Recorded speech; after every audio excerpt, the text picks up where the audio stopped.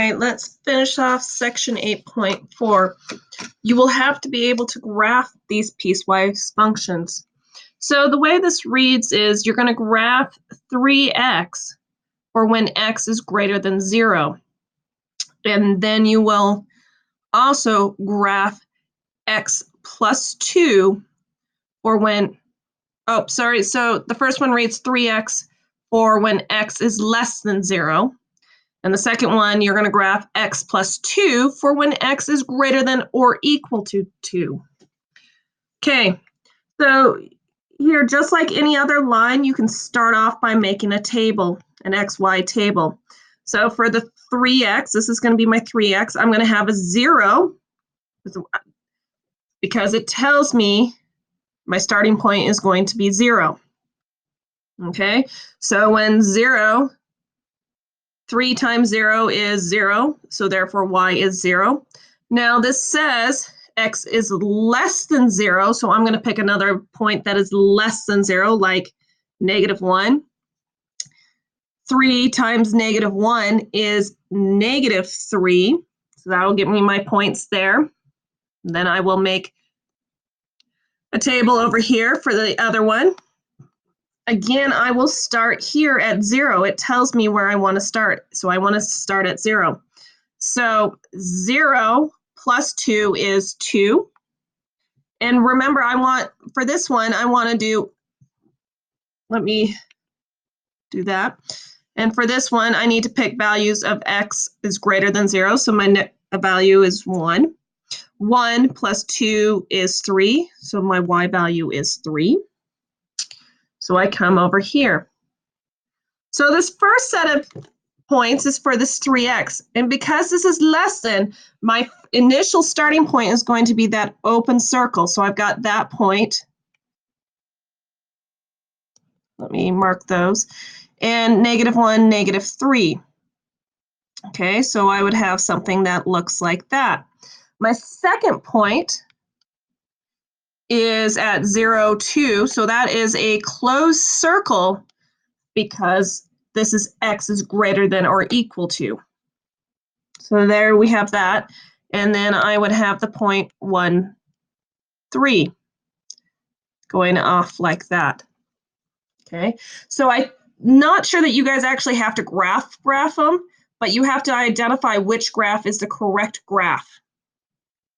All right, so another example for this piecewise function. And g of x is equal to 2 when x is greater than 2, or it's equal to 4 when x is less than or equal to 2. Okay, so here I come. I can make my equation for my 2, for my x and my y. So here I want to start at the point 2. When x is equal to 2, y is 2. When this is when x is greater than, when x is 3, y is 2. Now let's go make a table for the 4. So I have my x and my y. Again, I have to start at 2. When x is equal to 2, y is equal to this 4.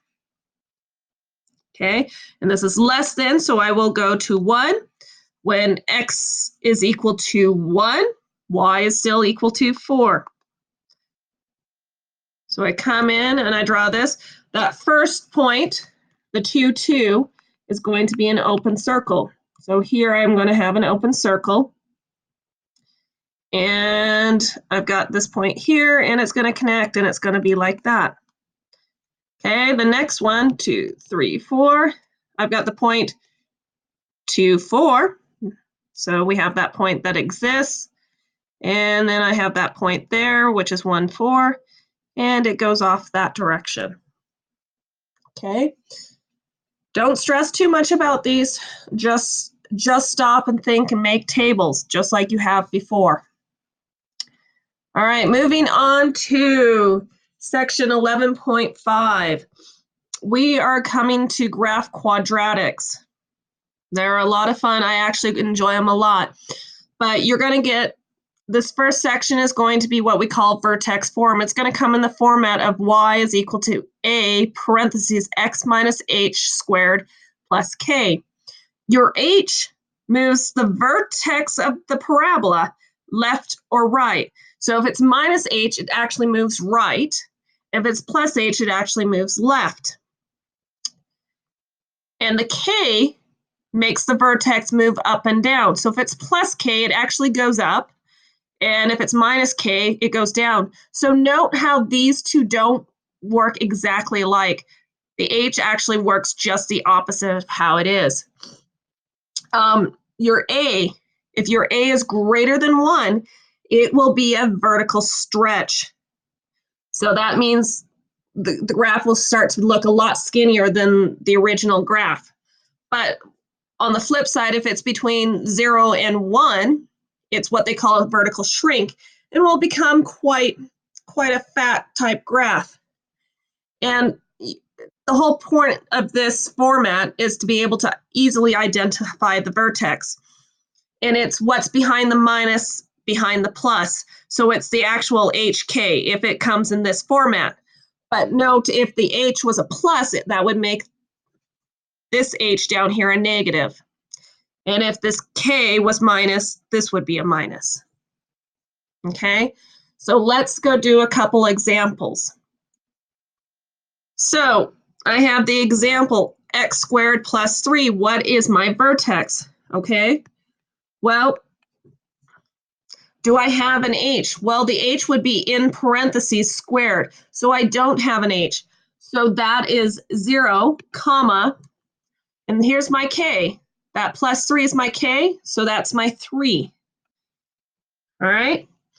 My axis of symmetry is an equation. It's an x equals, and it's the x value of your vertex. So this example, it's x equals 0.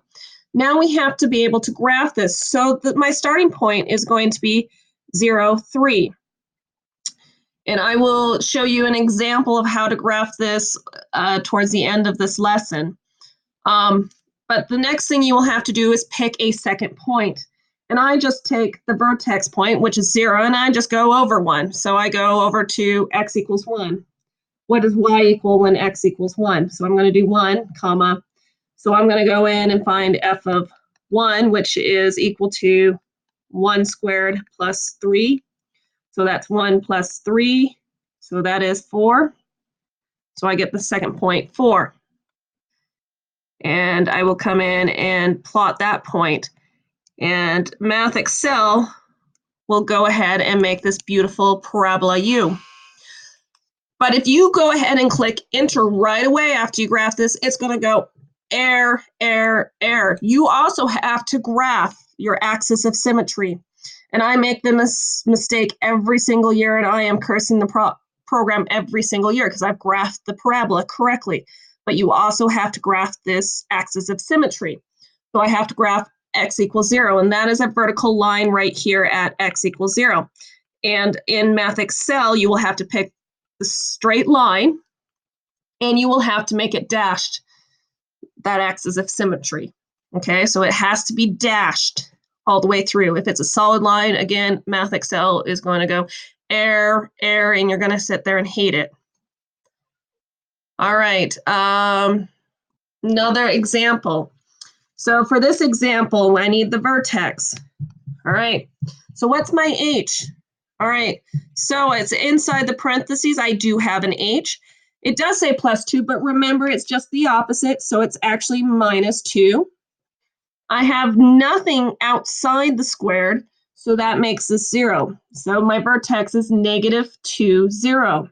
My axis of symmetry, remember, is an equation, x equals, and you do have to enter x equals. You cannot just tell me it's negative 2. You have to write x equals negative 2, or once again, the computer is going to go, I don't like you. So you're going to enter in x equals negative 2. You come over here to graph. You need that vertex, so I need negative 2, 0. And I need a second point.